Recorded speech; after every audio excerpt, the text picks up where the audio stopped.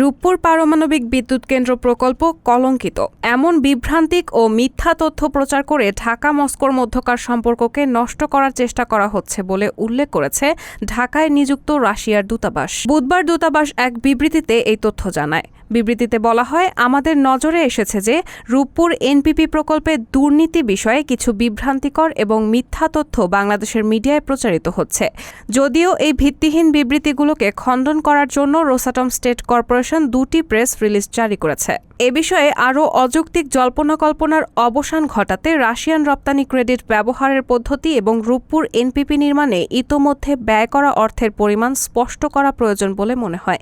এতে বলা হয়, 2024 সালের 3 সেপ্টেম্বর পর্যন্ত রূপপুর এনপিপি প্রকল্পের বাস্তবায়নের জন্য রাশিয়ার দেওয়া 1,190 কোটি মার্কিন ডলার পরিমাণের রাষ্ট্রীয় রপ্তানি ঋণ থেকে মোট 780 কোটি মার্কিন ডলার ব্যবহৃত হয়েছে। এই পরিমাণে অন্তর্ভুক্ত হল দুটি পৃথক চুক্তির অধীনে দুটি ঋণ। 2013 সালের 15 জানুয়ারি প্রথম চুক্তির অধীনে ব্যবহৃত 49.13 কোটি মার্কিন ডলার, এই ঋণের মোট পরিমাণ 50 কোটি মার্কিন ডলার পর্যন্ত, এবং এর ব্যবহারে মেয়াদ 2017 সালে শেষ হয়।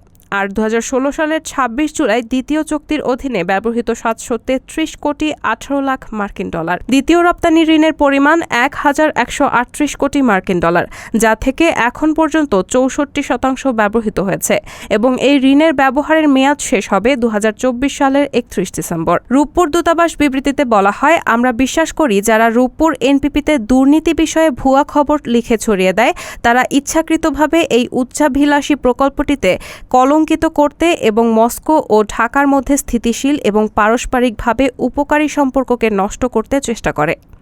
রায়হানা মুন, সবার কথা।